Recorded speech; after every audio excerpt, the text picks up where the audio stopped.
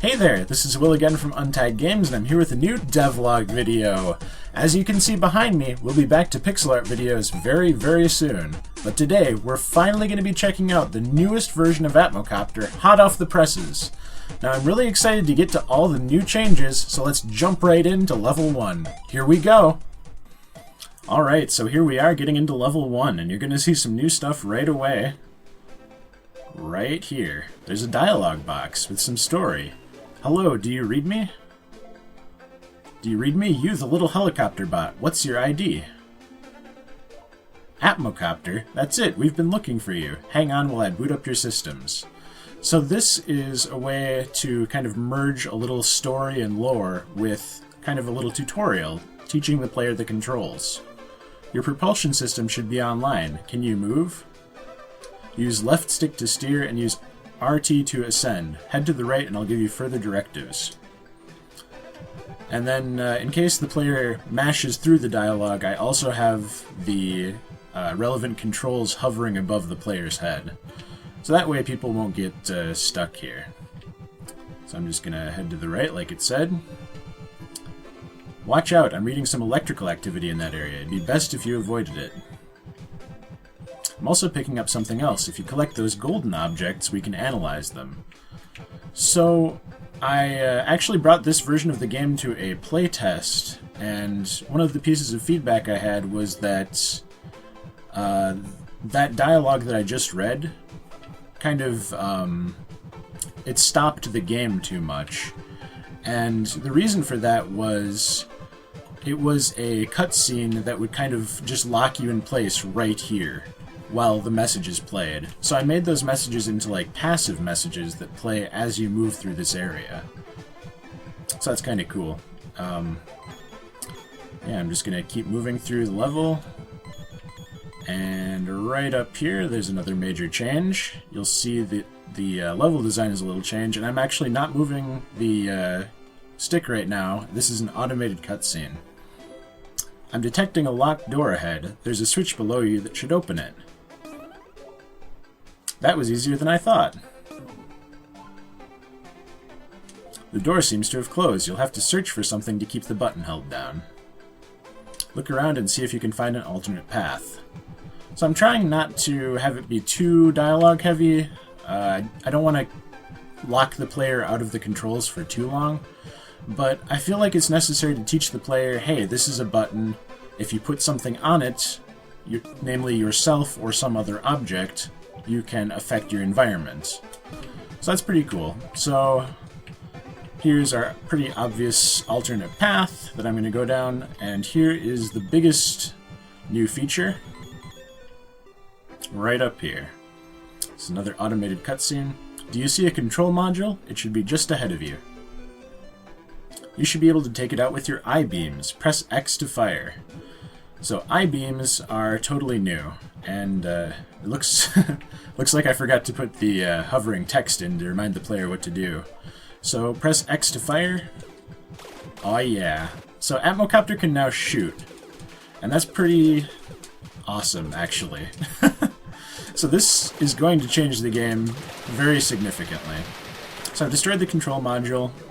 Great, a crate appeared. You should be able to use that to keep the door open below. Your arm control subsystem should be online now. Use B to open your arms and release it to close them. Now I'm using Input Mapper and a PS4 controller, so it's detecting this as an Xbox controller. B is circle on this controller. And circle or B on the Xbox controller is kind of an out-of-the-way button. Also, it tells you here that if your crate takes too much damage, you'll have to get another one. I'll reestablish contact when you're beyond the door. So anyway, grab used to be square on the PlayStation controller, which is now the shoot button. But I changed it to circle because I feel like the game is already so much about dodging obstacles like these elect ropes or these bumpers over here. And grabbing is sort of just kind of a secondary action already, so I feel like I can move that to another button without really impacting the game. So alright, let's go through here and see what's in wait. You made it through. You really could be the one we've been waiting for. So again, we're kind of mixing in some story elements with this little mini-tutorial. Wait, I'm reading a hostile energy signature close to your current location. It's priming its energy cannon. You'll have to use your I-beams to take it out before it destroys you. Here it says use X to fire. So this is a mini-sentry. You'll see it shoots at me, and if I were to go over here, it does change directions. I can pick it up, which is a bug that I'd like to show off. You're not supposed to be able to pick these up. I think in the final version, if you pick these up, they'll just die or something. But anyway, you press X to fire. I have destroyed it with my mighty I-beams. Amazing! Even though you're not designed for combat, that sentry bot didn't stand a chance. I hacked in and activated a save point near you. Descend into it to create a backup of your program in case you explode. It'll also repair you fully. You can check your current status by pressing start at any time. So I'm just going to do that right now and show you what the new pause menu looks like. This is really cool. So this is one of the biggest new features besides shooting.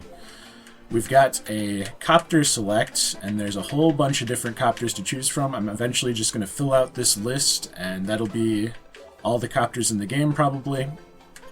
You'll see we've got Atmocopter here, which I showed off in a previous devlog. We've got Atmocopter, and I honestly can't remember if I've shown other stuff off here. I think I showed Atmocopter off last time. But yeah, they've all got their own unique I-beams, as well as their own unique special abilities. So Atmocopter's is a continuous boost, and his I-beams are rapid fire.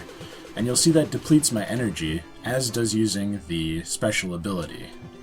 And if I descend into the save points, I'm just going to use a little more energy so it's a little more obvious what's going to happen here. If I descend into the save point, it will also restore my energy. See that meter that just went up? That just looks just like the meters here under the copter select. That's my special energy refilling, which is pretty cool. Whoops, I did not want to switch to Atmocopter. The path forward is open. There's a key up ahead. You'll need to gain access to the warp gates. Grab the key, place it. Warp gate, losing connection. Oh no. So now the player is left sort of on their own. And the rest of the level is largely the same as the previous level 1. For example, I'll grab the key, and it will remind you here that the key goes in the goal, don't forget the key, right? So yeah, pretty cool new changes, huh? So I've got some mini-sentries over here to sort of harass the player, and nothing too challenging for the remainder of level 1, but what I'm trying to make happen here is I'm trying to make a more active game. Like before, Atmocopter was all about dodging these passive obstacles. Like basically everything you see here on the screen right now represents like the extent of Atmocopter. Like up here, you dodge electricity, right? You dodge bumpers, you dodge elect ropes, you dodge grinders, right? Like, it's just... I don't want to say it's kind of the same things over and over, because it's the combinations of those things and the way they're placed in the levels that really make the levels shine. But it's fair to say that the game was just too much about dodging stuff. And I'm just going to drop the key here because I want to show off some other stuff. When I added Atmocopter into the game, I realized that, you know, it was really fun to be able to destroy stuff, like these static level objects that everyone thought were just, you know, part of the level are now totally and completely destructible, you know, and that was huge for the game. And I realized, you know, that's the direction I want the game to go. And you'll notice here, this is a good time to show off Atmocopter's special ability. When he takes damage, it depletes some of his energy, and his special is that incoming damage is reduced to 1, but it costs energy, and he can boost into objects to destroy them. His special I-beams are not in the game yet, so he just has the default ones for now. But yeah, basically, adding Atmocopter was kind of the turning point for the game, and I realized I wanted a more active game instead of a more passive sort of dodge obstacles game. You know, wait for the obstacles to be in the right position before you go through or whatever. I just want it to be more active. There should be another key coming from here. Maybe I accidentally put it down here. Let's see where it went. Oh, I guess I despawned it. I still have to work some bugs out, as you can see. So I guess the level is technically not completable now that the key is gone. But we'll figure that out in the next version. But yeah, that's the gist of what's changed in Atmocopter so far. There is more that I have to show off. You'll see that when I run out of energy, I can no longer boost or shoot as Quickmocopter, so he's basically useless. If I'm Fatmocopter and I run out of energy, it's going to, in a future version, change you back to normal Atmocopter, but right now it doesn't do anything. But yeah, I want to show these other copters off in a future version, because they're going to be... they're still kind of under development, but I don't know. They're going to be really cool when they're done. I don't remember if I've shown off Slowmocopter before. He's pretty cool, though. He can slow down time. One cool interaction is that while time is slowed, grinders don't kill you, because I figure they're moving too slow to actually damage you. It's pretty cool. So I'm just going to go back over here and show off healing again, and we can see all that energy get back. So what's going to happen in the final version, right now it's just kind of in a temporary state where these will restore your energy all the time, but it's going to be that the first time you use a save point, it will refill energy, but every time after that, it won't. And you'll also notice that I've made another large change to the game. You'll see when I save, it says lives remaining 4. And you can see here it also says lives 4. So basically, in previous versions of the game, when you died, like I just did, but the camera system's kind of screwed up, so you'll see now I have 3 lives, I've lost a life, and I guess I just want to make the game a little harder, because right now it's kind of... let me rephrase that. In previous versions, it was in a state where you could just kind of repeatedly bang your head against a wall, and eventually you'll get through the level. You know what I mean? With infinite retries, that's what that allows. But now that I have lives and eventually a game over, it's not quite implemented yet, I think that'll fix that problem with the game. And finally, I guess I'll show off Junkmocopter once more. Junkmocopter's special has not changed. You'll see it consumes some energy, and I can do the same stuff with it I could do in the last version, but his I-beams are actually implemented in the game. It's called the Junk Bomb, and it's a very strong attack that creates a junk projectile.